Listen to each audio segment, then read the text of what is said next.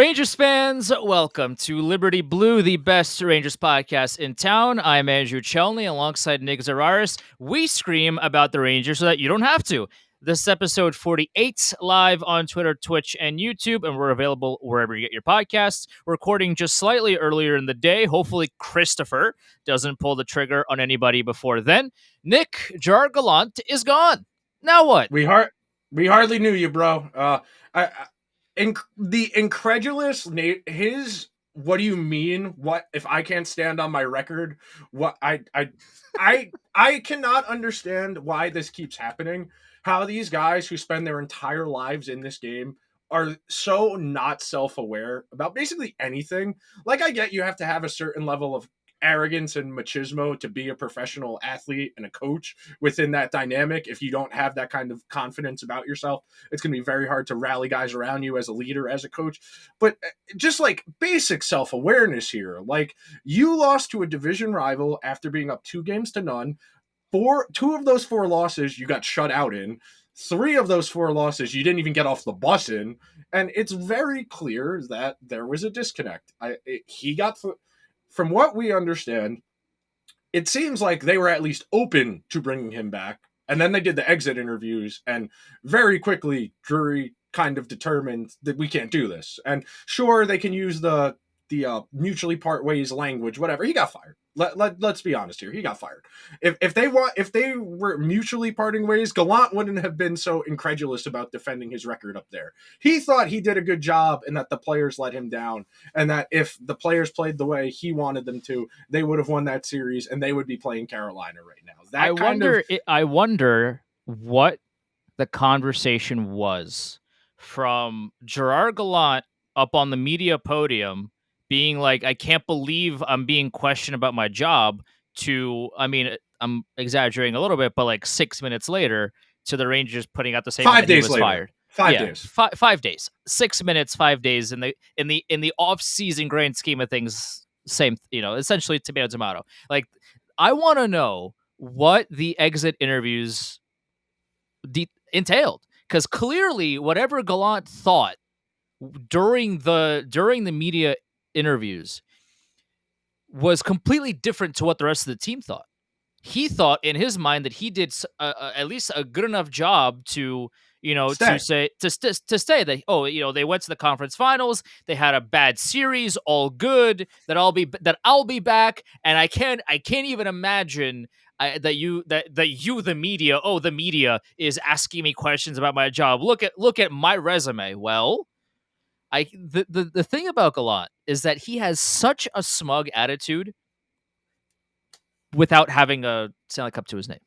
Like, here's the thing. I know he made it to the Cup final in Vegas. I know they made it to the conference finals with the Rangers.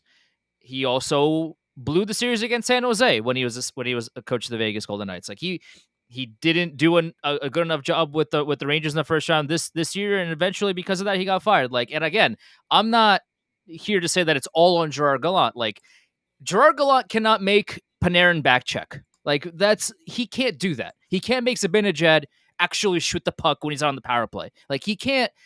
We've had these problems with these types of players since before Gallant got here. So it's not as if Gallant was supposed to be the fixer of everything, and because he failed at fixing not everybody, he's gone. That's not what this is about. But I'm very interested in what exactly happened between, because if Gallant at least had some kind of inclination that he was going to get fired, he wouldn't have answered the media in the way that he did. The team wouldn't have sent him out there. That's the other part of exactly, this. Exactly. None of that would have happened. Something happened between between those interviews to the announcement 5 days later that obviously the exit interviews killed him. Exit interviews killed him. But what the specifics are, I mean, we'll never know because they'll never release that information. But I want to know what some of the players said, that because it was such a duality of man situation. Because like a week ago, Gallant was so confident in his ability to stay, and then less than a week after that, he's gone. Exit interviews something that multiple players had to say really had to turn the tides, because the pendulum doesn't swing that fast. Something definitely took place. But we won't know.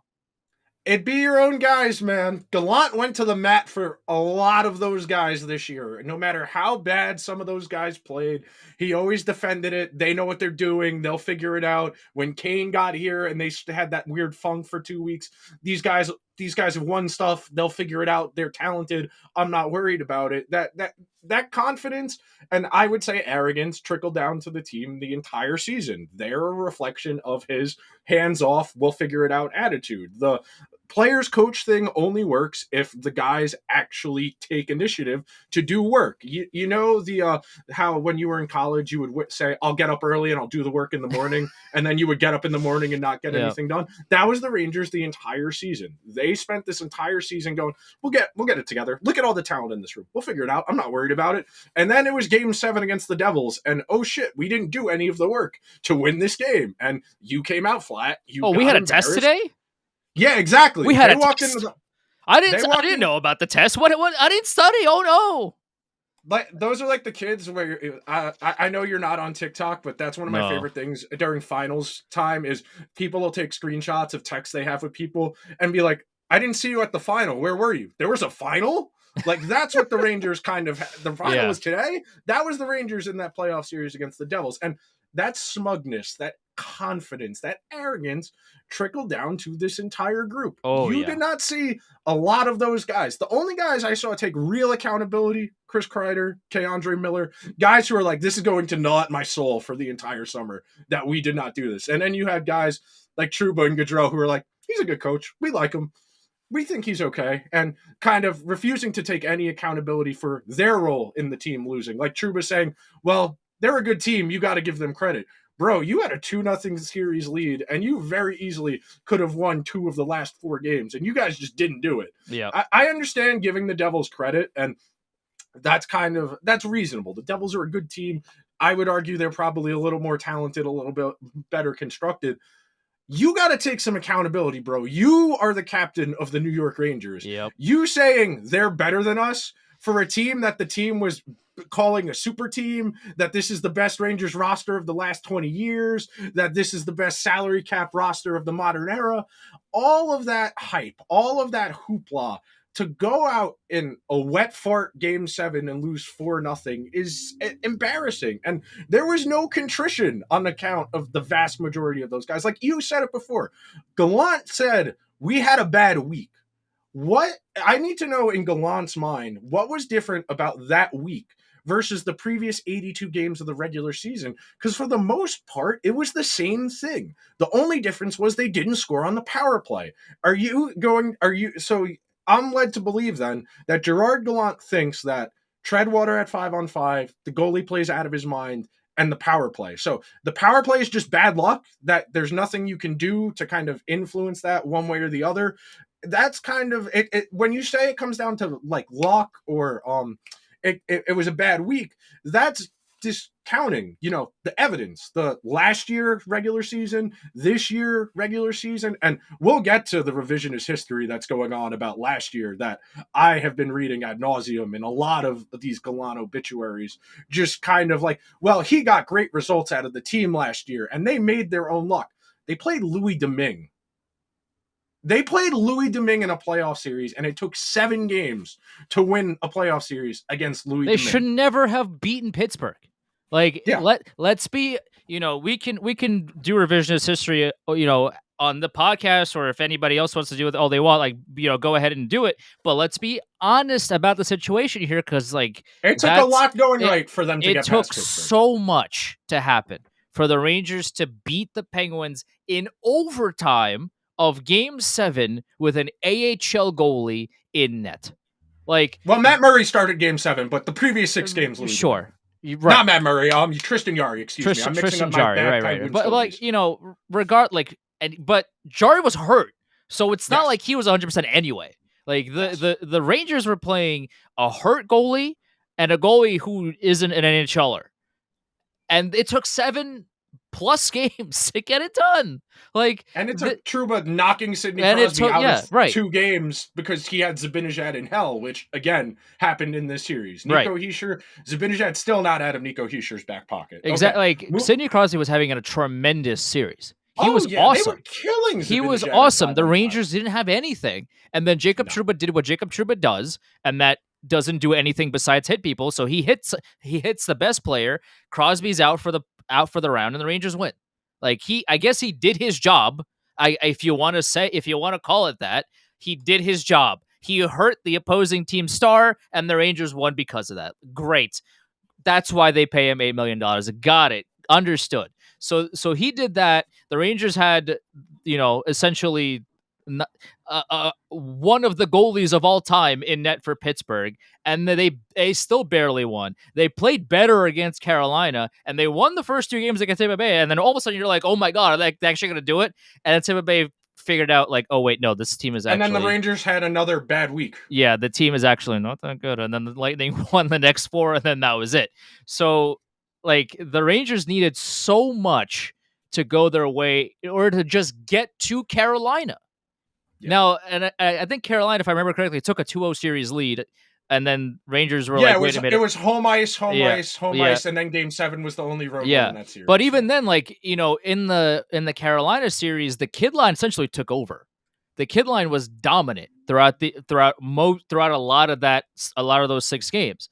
Like, I remember the Sean McDonough call of, like, the kid line growing up before our eyes, and then Filipino scored that goal, and like, it was pandemonium. Like, that was the series where we thought, okay, like, this kid line is going to be solid. Like, this is going to be, like, this is their coming out party. Like, they are going to be this noticeable and this, solid moving forward. But this year we saw them show up for some weeks and this disappear for others. And, like, they have underlying metrics in these playoff series, but they didn't find the score sheet. And that was one of the biggest differences as well, is that, like, they I think They Lafreniere didn't have the secondary scoring. was held They didn't without have a point. Yeah, they didn't Yes. have that scoring, and ultimately the Rangers needed everything to go their way just to get to Carolina, and they kind of, I don't want to say they banked on the same thing happening again, but in a way they kind of did, and it backfired. Oh, did it backfire?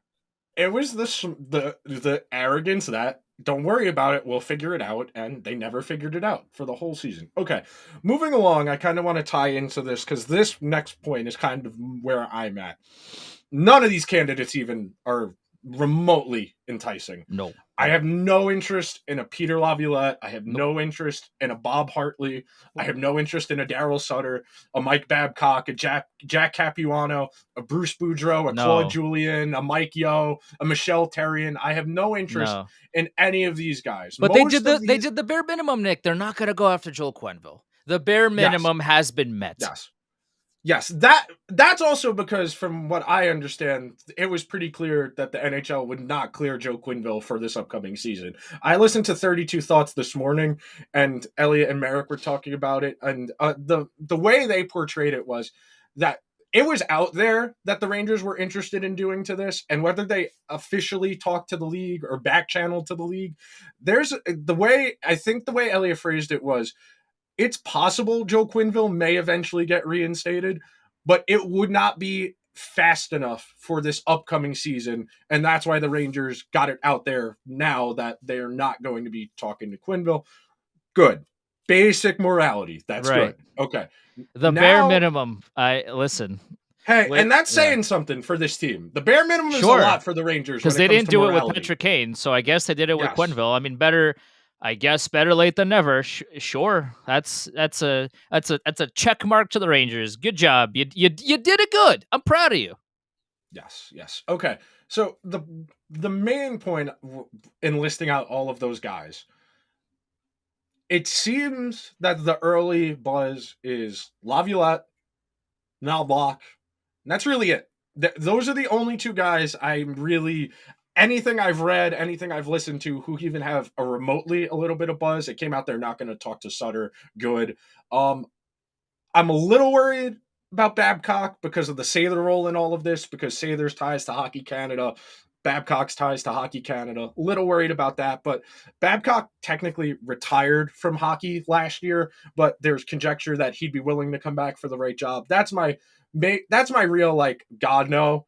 Most Yeah, of these other well, guys are bad to mediocre, and with that logic, there's a real argument that with this pool of candidates out there, you might have been better off just keeping Gallant. And that's really kind of it sucks because like he's not a great coach, but he's better than what's out there right now. None of these guys are even remotely enticing. Like Knobloch is the most enticing to me because he's kind of a blank slate. You don't know what he's going to be at the NHL level. But everything is so fragile with this team right now where they don't have any room for error anymore. They need to show real growth in guys that they expect to carry this group into the next window of contention, meaning Hito Kako, Lafreniere, Keandre Miller, Braden Schneider, the Zach Jones, Matthew Robertsons of the world. They really need those guys to hit because other than that, it's looking bleak out there, man. They've got a lot of money tied up in guys between the ages of 28 and 32, and those guys are going to start to deteriorate. It might not be next year or the year after that, but you cannot say you're a bona fide Stanley Cup contender if your best player is 34-year-old Artemi Panarin or 35-year-old Mika Zibanejad. Like it's just not a realistic situation, and that is something I want to circle back to. But go ahead, jump in. I see you're about to say something. the thing about not trying new people is that we've seen it to work out for teams that have won the cup. Jared Bednar was not an established NHL coach, but when he got the Avs role. Now I understand that he took over when the Avs were horrible. I completely Yes. understand that. But it takes a certain kind of coach to be able to take that, dumping ground essentially and turn it into a Stanley Cup winner within a matter of a few seasons. Now that is on Joe Sakic, that is on, the upper management, et cetera. Like a lot has to go right for a team to win a Stanley Cup. Like I'm not out here saying that Jared Bednar is the number one and the only reason the Avs won the cup. That's not what this is about.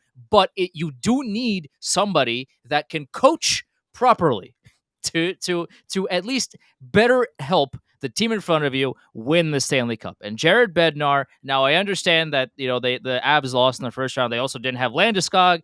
A lot of players were injured. Sometimes it just be like that. But the Avs were coached so well under Bednar, and he was an established coach. John Cooper, when he took the job, wasn't an established NHL head coach either. And now he's one of the best coaches in the entire world. Multiple cups. I understand he got knocked down the first round, but the team is older, and they were also pretty back. They're also exhausted. When you go Yeah. to that many cup finals, in a certain amount of time, you are exhausted. So Vasilevsky's played 12,000 minutes over the last 4 years. That's 3,000 more minutes than any other goalie in the entire league when he you was include the tired. Like playoffs. the Yeah. entire team was very tired. And I guess you can put like a modicum of blame on the coach, but like ultimately when you've had this much success bowing out in the first round because you are thoroughly exhausted, I'm not gonna say anything negatively about John Cooper or the Lightning for that matter, by the way that they played this season. So both of those coaches weren't, established hockey men prior to their roles. They They weren't were already in the club. they wanted to get in, and the Lightning and the Avs opened the door for them, and now they are very VIP members essentially of the club. Like in order to get people to be in the club, you got to open the door at some point. Because, if you never open the door, eventually the club's going to be empty. You have to Well, open the door Andrew, at the some point. counterpoint to that is they are intentionally keeping that door closed to protect the interest of the people who are already in it so that they can continue this long line of cousins and nephews and sons and dads. And that is why people do not get new opportunities Right. because No, when you listen. have that vested power structure at the top, the smallest part of the pyramid, they don't want anybody from the bottom half getting in. That's why you don't see people doing unconventional hires in professional hockey the way you will in other sports. And that's not a commendation of, the NFL, NBA, or MLB. It's just they're a little more willing than the NHL. I mean, the NHL got its first minority GM in the last 5 years. And, we're talking like 2020 2017 first minority GM in the history of the league. Like, that's insane. But there's a vested interest in maintaining the small circle to maintain power. The one last point on this before we kind of circle back to the Rangers themselves. I don't think any of these guys is going to address the real issue at hand. I think that's where the next part of the conversation naturally has to progress to is this is not just a coaching issue. Yes, coaching was part of the issue for the Rangers this season, but there's a lot more at hand. I was DMing back and forth with someone talking about this over the weekend. The NHL is a GM-centric sport. The roster construction will bear out the vast majority of the impact in how your season goes. This is not like the NFL, where if you have a really good coach, you can mask a lot of your personnel issues with good coaching in football.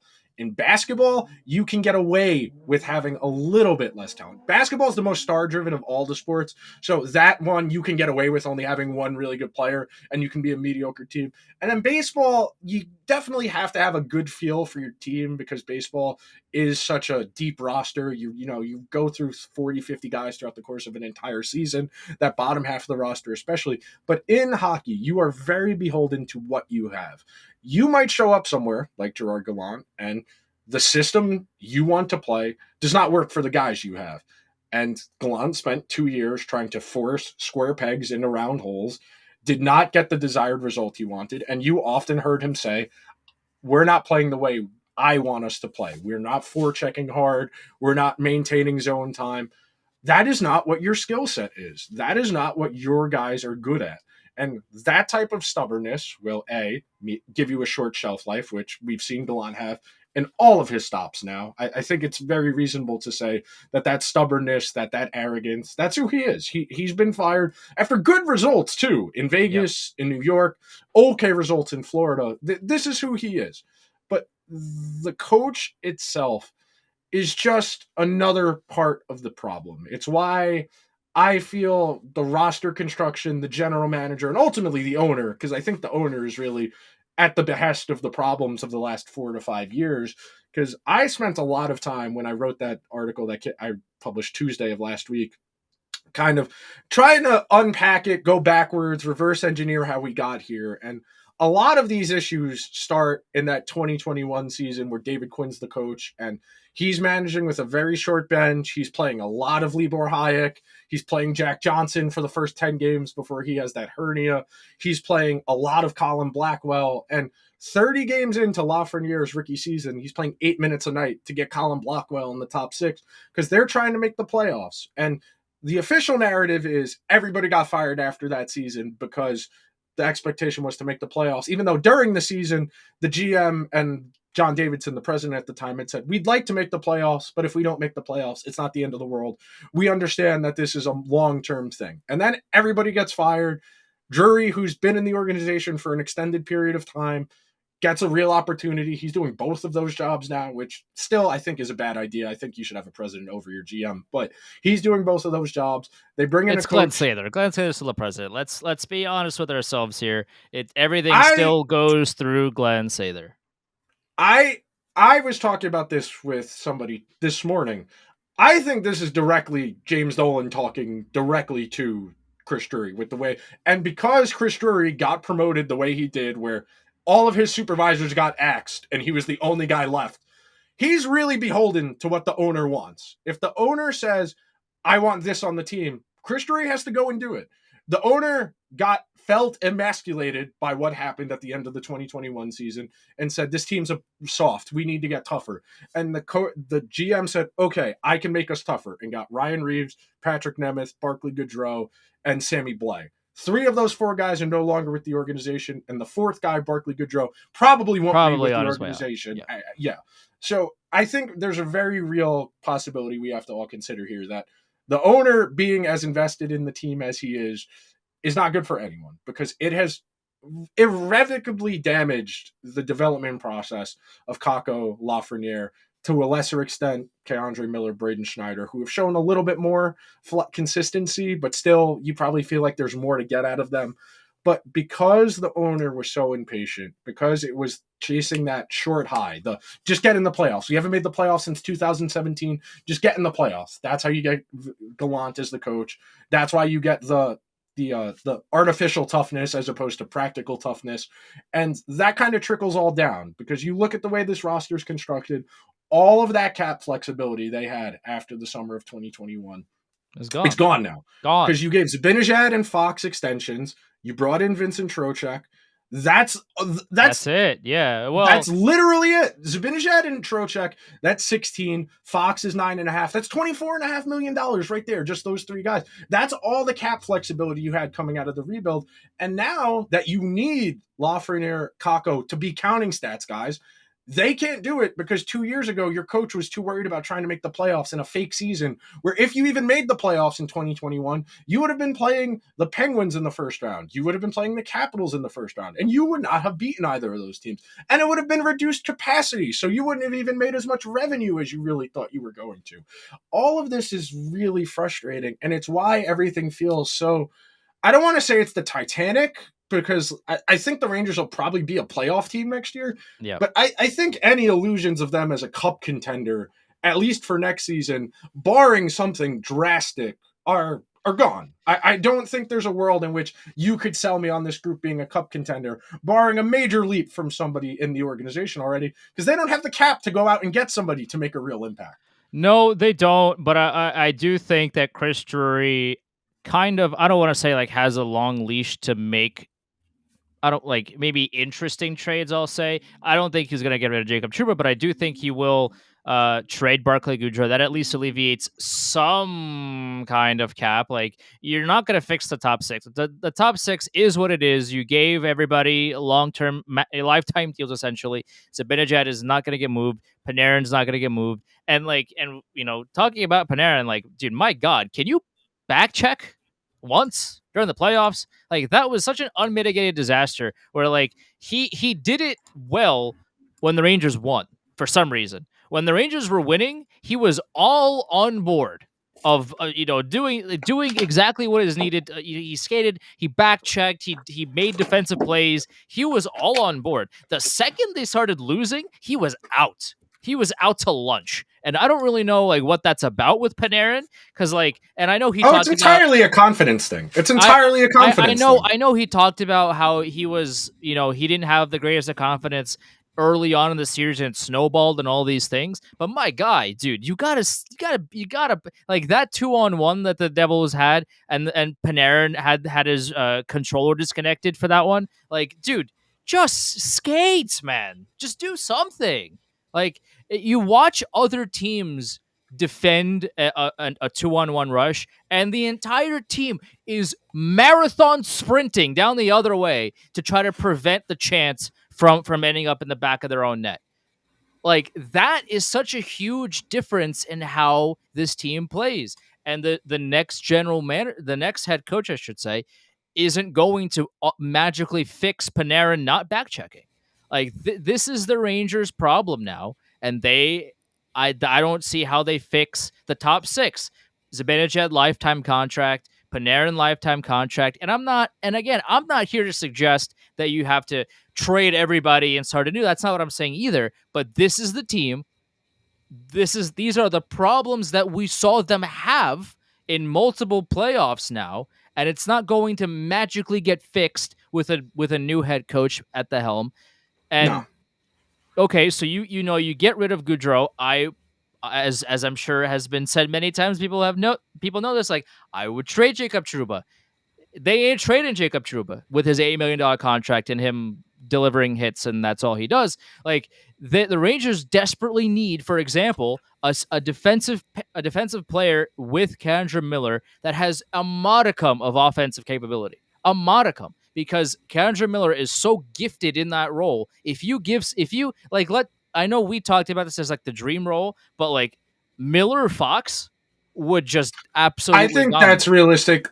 That's another point, and we have the entire summer to litigate the roster Yeah. decisions that are upcoming. But I know I don't want to give Lindgren that next contract at 28 Yeah. because the Yeah. way he plays, that boy is aging in dog years. That man's knee, I know that man woke up this morning and is in pain. Oh That yeah, man yeah, is in yeah, yeah. Like constant yeah. discomfort. In a few years from now, we are like he will just be Dan Girardi with an extra 5 on his back.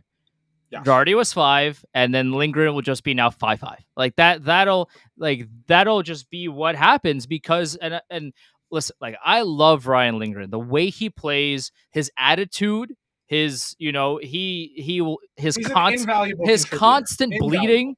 on the bench like that. It's funny to watch like as a fan. Like every game you look at the bench and Ryan Lindgren's bleeding and he's like back out there the next shift. Like that is really that's a really positive thing to have in the locker room. The problem with that is long term it never works out because by the mid 30s that player has broken down completely.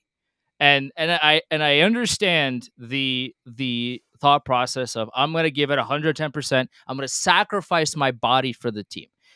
The problem with that is that you wake up at 33 years old and you cannot walk anymore.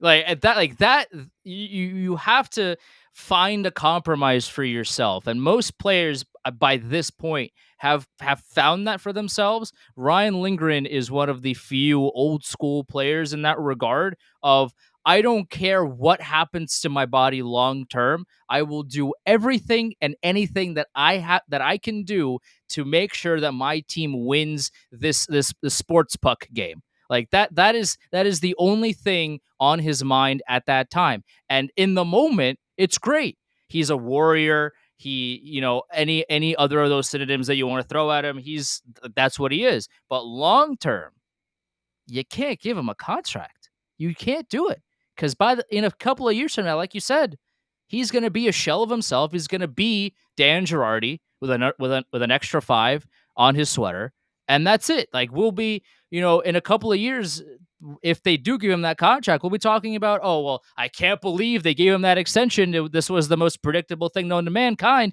because he's slowed down considerably because he, isn't the player that he was now. Like we'll be talking about that in the future. So as like these are not easy decisions. This is why a general manager sometimes has to do the difficult decisions of this is somebody that is well liked by the fans, by the owner. I feel probably by the owner, by the The upper owner has management. no idea who Ryan He has Lindgren is. no James idea, Dolan right? did not identify Ryan I Lindgren out of the understand that, lineup. but what I'm saying to you is that if he hated Ryan Lindgren, Ryan Lindgren would not be on the team.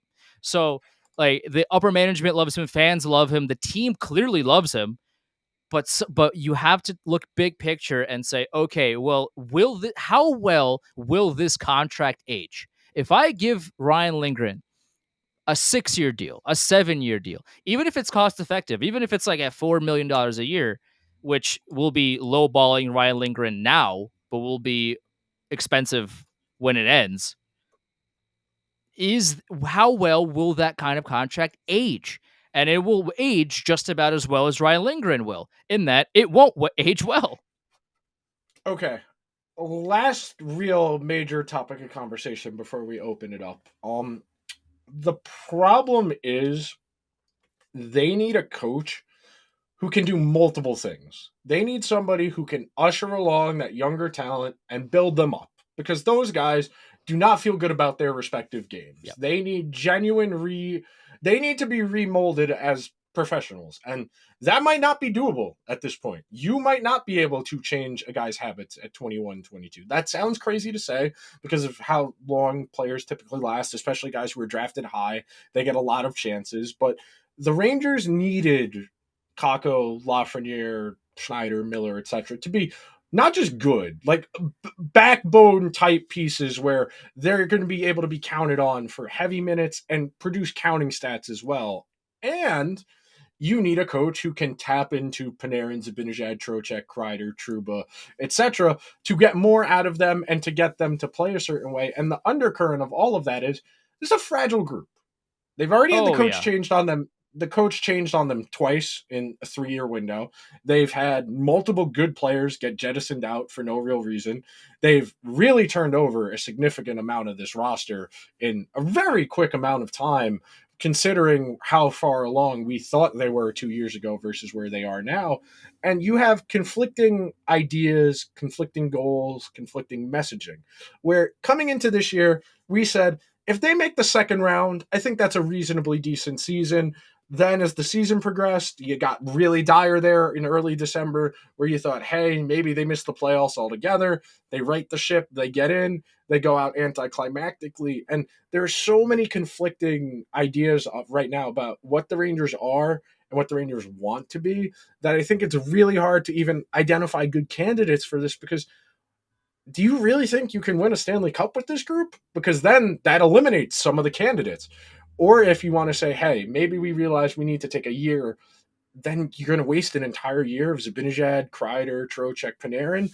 There's no obvious slam dunk solution here. They need a lot of philosophical changes in the way they're running everything, because they have been so reactionary in all of their decision making over the last 3 years that it's really hard to see the long term plan, because they've been running from fire to fire for so frequently now. They changed the coach. They brought in Reeves, Gaudreau, Nemeth, Blais. Okay, that didn't work. Okay, we're going to get Strome out of here. We're going to bring in Trocheck. Oh, Kakko and Lafreniere aren't ready. All right, let's go get Tarasenko. Let's go get Kane. Now, oh, that didn't work. Okay, let's get rid of Gallant. What can we do to change the roster now? And we don't know, because this roster is it's so locked in at the top end that it's really hard to find impactful players to bring in around the margins. I know I was talking with Josh Califin the other day, like, what's the solution here? He's like, you throw over 35 incentive laden contract at guys who need upside, like a guy like, you need those types of guys who are going to be able to come in for no money, because that's really the only solution you have here. You need the Jason Spezza memorial contract for league minimum that can get bumped up to 1.85 based on performance incentives. Those are really the only types of guys you're going to be able to bring in without sending guys out. And the only guys you can send out that have any value are Kakko and Lafreniere. And you don't want to do that, because those are supposed to be your building blocks for when Zibanejad, Panarin, Kreider, etc. age out. That's why it all feels so hopeless and directionless right now, because there is no coach that makes sense. They don't need a developmental coach. They don't need a veteran coach. They need somebody who can take care of everybody. And there's nothing out there that indicates any of these guys are well situated to do that. The problem right now with the offensive structure the Rangers have is that the young kids in the kid line in Hedel, Kakko, and Lafreniere, and they mentioned it during breakup day, was that they need more ice time. They need more Yeah. opportunities to show off that, like, hey, I can do this, and two, if I can't do this, I actually need room to grow so that I can learn to do the things that you want me to do. Yeah.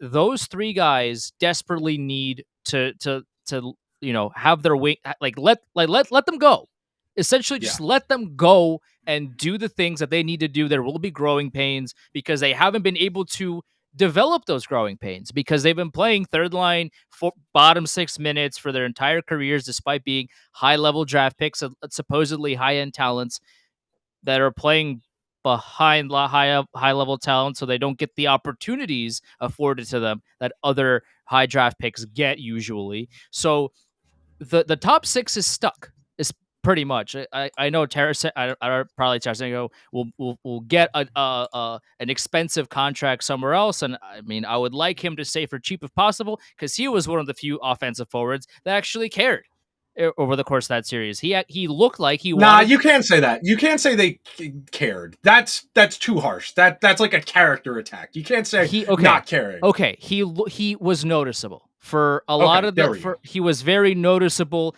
in moments where the Rangers didn't have enough of those players. Tarasenko was one of the few forwards for the Rangers when they were down and down bad in games 4 and 5 and 7. Tarasenko was one of the few shining moments in those games for the Rangers. So if he wants to come back for maybe a 1 year, a 2 year cheap deal, I'm not opposed to that. But the Rangers have their top six essentially established, where the kid, like, they have their 30 and abovers in Panarin and Zibanejad and Kreider and all those guys at the top, and at the third line they have a trio of guys that don't get enough ice time, that don't get enough opportunities, and that can't really grow beyond their current scope because they don't get the opportunities because the top six is already set in stone. So what do you do? Like, you don't have the leeway to, again, if they played Lafreniere first line minutes when David Quinn was here, just let him go. Let him make mistakes, because that was the year where they Rangers had the ability to do that. Yeah. And Zibanejad was a couple of years younger, Panarin was a couple of years younger. Like that was the time to kind of get those kinks out of the system, so that by now You you would know got what you had. That's the other you part of this. first, They still right, don't know what those exactly. guys are. Exactly. You would have figured out a lot more what those kinds of players can bring to the table, what they are truly at the NHL level, and you would have figured out, okay, so Lafreniere was having difficulty with this 2 seasons ago, but we gave him the room to breathe and to make those mistakes. Now he's not making them anymore. Now he's more confident with the puck, because a lot of times when you watch Lafreniere with the puck, there's been gradual improvement, and Capo Caco was one of the players that took a really big step this season in his ability to be confident with the puck and kind of be sort of a power forward on that line. Like he got a lot of muscle this past season. Like, he was able to really use his big frame to control the puck in the offensive zone. Like, he did a really good job with that. The other and Heedle was he had a career year. Like, he was better, but the improvements are not coming fast enough for them to be able to deliver exactly what this team needs at the exact moments in time that they need them. And, well, where are those opportunities going to come from if the top six is already as solidified as they are? Well, then, okay, well, like, now what? That's really how you can sum up a lot of what's on the horizon. Is now what do they do? Because it's very clear it's not just the coach. It's very clear it's not just the roster. It's not clear. It's very clear it's not just the GM. It is everything. The way they have managed the organization the last couple of years has irrevocably changed the progression of what the roster was supposed to look like. They have tried to take the easy way out. There's been a decent amount of arrogance throughout this entire process that figure it out. We're the Rangers. Come on. You're telling me a group of guys that's this good isn't going to be able to achieve our goal? That these guys we take first and second overall won't be able to figure it out because of how naturally talented they are? Well, yes, I am saying that. They have not just been able to figure it out based on their talent alone. It is not just talent that gets you far along in the NHL. You also need a good environment to grow in. You need a good environment that's going to be able to get more out of you. All of these things are interconnected. It's not any one thing. There's long, short, and medium term reasons for why the Rangers are where they are right now. And it's why there's so many questions, because they've so haphazardly thrown this together over the last few years, where now you say you're a playoff team. Okay, what are you going to be? The Capitals post winning the cup? Are you going to be the Penguins post winning their cups, where you've got a really good, expensive core, but because you didn't have the time to develop those guys around the margins, you're constantly changing what's around them? That's really all you can do at this point, is change what's around the margins. You lucked out. You got a really good goalie. That'll always give you a decent floor. But, you only got 2 more years of Igor at this number, and then he's going to want the pay bump he rightfully deserves. And then you got to jettison another middle six guy to keep your franchise goalie. And very soon you're on that carousel of mediocrity where you might think, hey, all we need to do is get things to break right. And then very quickly you've been eliminated in the first round 3 years in a row because you have a flawed roster. Well, then they become the Winnipeg Jets. Yeah, basically, yeah. That's even a more apt comparison than the Capitals. Yeah, that they become the Winnipeg Jets. The Winnipeg Jets have Connor Hellebuyck. They have some talent in Ehlers and Scheifele and all these guys and Josh Morrissey, but the team is mediocre. They made the playoffs literally off the back of Connor Hellebuyck, which is a lot of the Rangers' MO, is to just get in, baby, because our goalie is better than yours, and we'll fix it later. Maybe not. That the Jets are doing what the Rangers have done in years past, where just get in because our goalie is better. We have talent throughout the lineup, and maybe we'll figure it out from there. And surprise, surprise, they don't, and the Jets got destroyed in 5 games. Like that was it. And the parallels are there. If the Rangers, I don't know. I genuinely don't know. If you're Chris Drury, like, what do you do?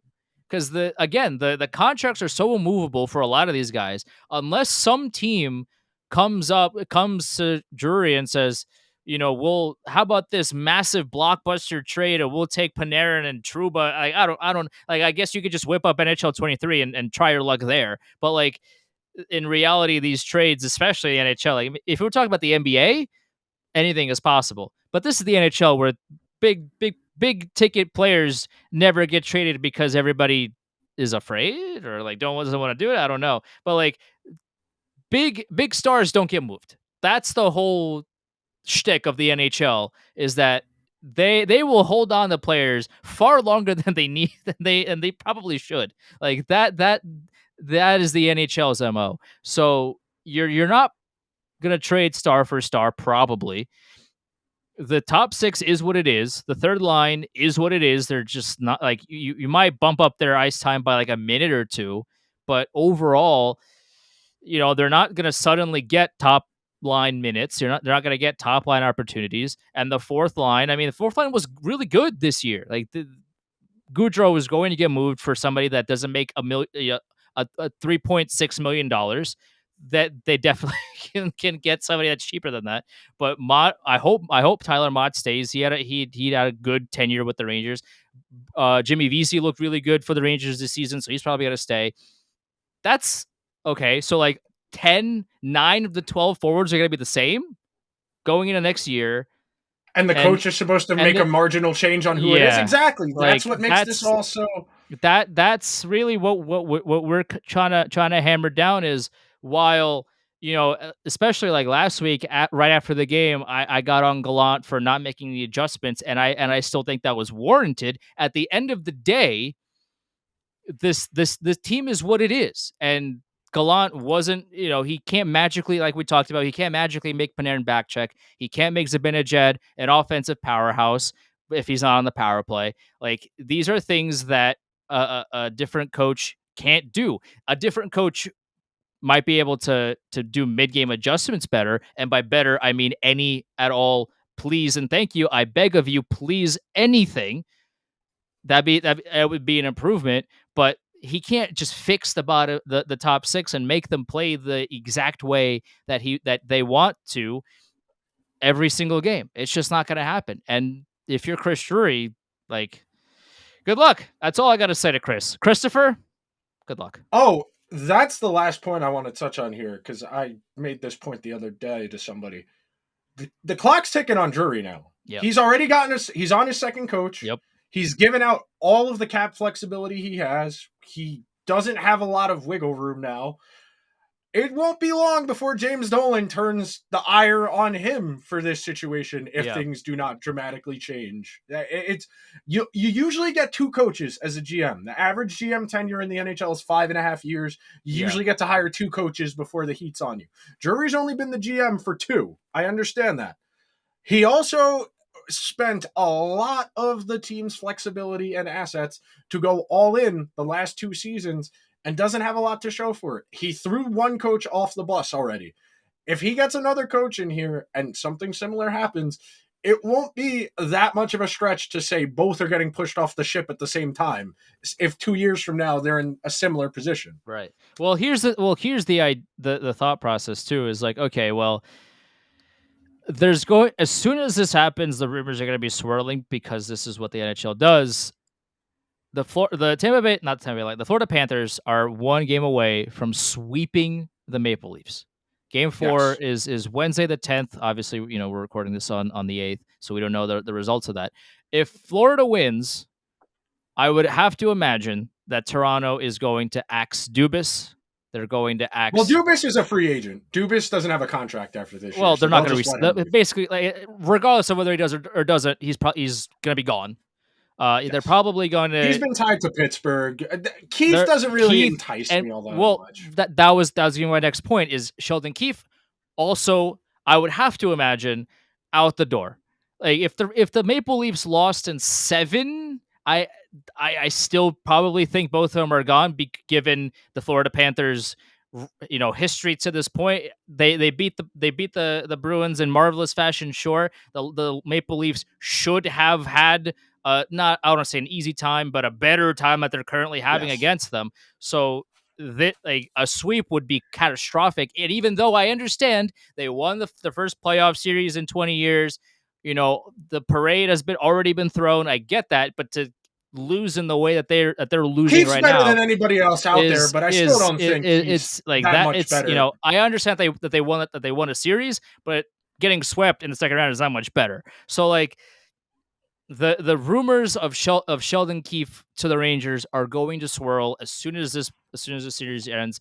Can the Maple Leafs win 4 in a row? I mean, I guess it's the NHL, anything can happen. But, like, if the Maple Leafs lose in this second round, I would have to imagine that Keefe is going to be out the door, and then immediately as soon as that happens, Keefe to the Rangers rumors are going to be flying out.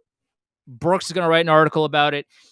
Friedman's going to talk about it on 32 Thoughts, like, oh, well, Sheldon Keefe is on the market. Well, what about the Rangers? Oh, It's like, I'm okay, gonna poke well, a hole in this right now for you. So yeah, this is what I have heard from two different people about this, and there's no obviously I cannot independently verify this because I don't know who the sources they have spoken to are.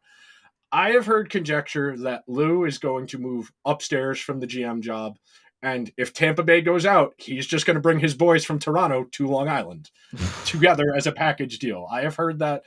Again, cannot verify, but right. it's plausible. Lou did hire both of those guys in Toronto originally under him, so it's within the realm of possibility. I've heard Dubas linked to Pittsburgh because Pittsburgh wants to fundamentally realign the way their front office is set up, I think they and just they go give with Tulsky, because Eric Tulsky has been the talk of the town for a while now. Tulski's linked to everybody wants to talk to him. He's got a good resume. He's the best of the unproven guys. That's the problem Yeah, with the coaching carousel. There isn't the equivalent Eric Tulsky that's out there. I right. know there's not a hot college coach. There's no NHL assistant that really moves the needle. There's no AHL coach that really jumps out at you. Sure, maybe you can talk me into Knobloch, but you really have to do some serious convincing to tell me that they're going to bring in a guy who's never coached at the NHL level before, and that's going to fundamentally change anything. I hope things go better. Of course, that's the undercurrent of all of this. I Sure. hope there's a very obvious solution we're not thinking of. By all means, if there's a coach out there that makes sense, Yeah. that might actually address some of these concerns, that'd be great. But I'm worried, Andrew. I'm very worried. I doubt it's gonna be Laviolette. I doubt it's gonna be any of those boring names, because, again, like, if you fire somebody like Gallant, you have to bring in somebody that has a different mindset and a different coaching style. Whereas if you bring in a lot of these coaches that have coached a million years, well, they have different styles, sure, but they come from the same cloth of, like, these are all the same kind of. Oh, I listen to my Capital fan friends complain about Peter Laviolette's management of the young players for the last 3 years. It's Yeah, not going yeah, to yeah, yeah. change. I mean, like, It's he's why in season we said Barry Trotz wouldn't fix the Rangers' issues right, too, because it's the same thing. right, Barry's right, a good right, coach, but he's not going to change the way he thinks because it behooves the Rangers right. situation. Like, a lot of these names are just not interesting. They are They're names not. won't that won't really impact the end result.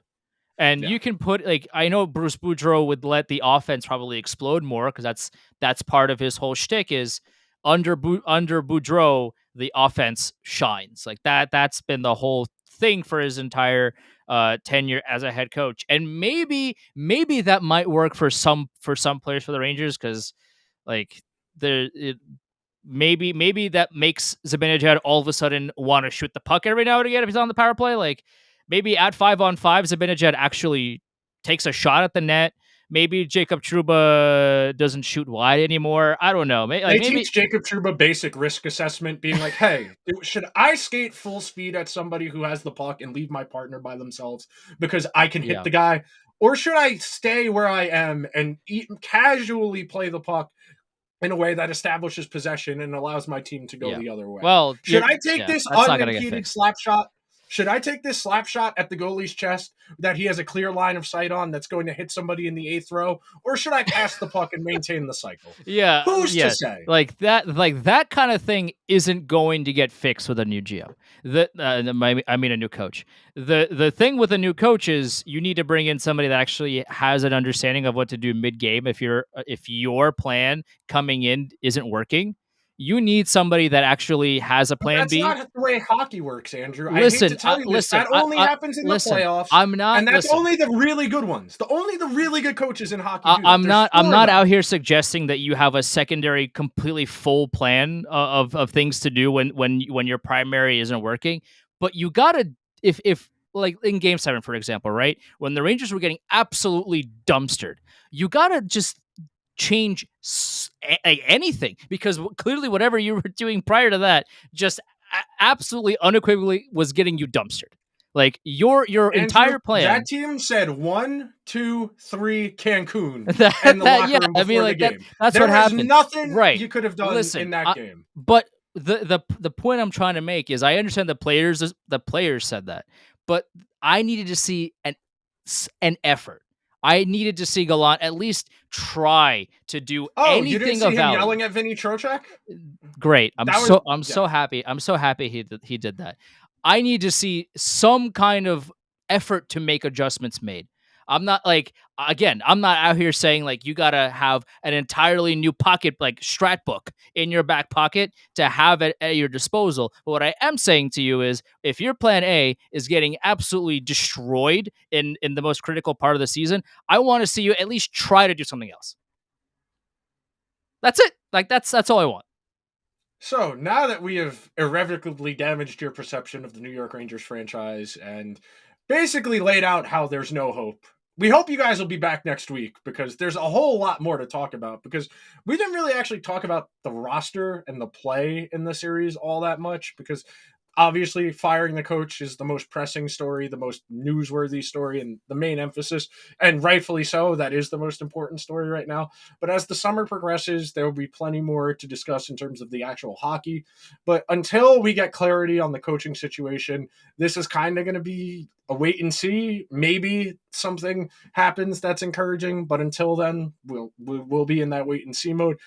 Make sure you're subscribed wherever you get your podcast. Videos more your thing. We're on YouTube as well. Make sure you are following along wherever you like on social, whether you're a Twitter or Instagram, whatever. We're on all the major platforms. That stuff is fun. It's the only thing that keeps you sane. If you don't joke about this, you will go insane. So by all means, please joke about this. Otherwise, you will very quickly have a midlife crisis at like 25, which you probably shouldn't do, about men with knife shoes slapping a rubber disc around. But that's neither here nor there. We'll see you guys next week. Go outside at some point. It's better than hockey. That's Like, right. touch grass.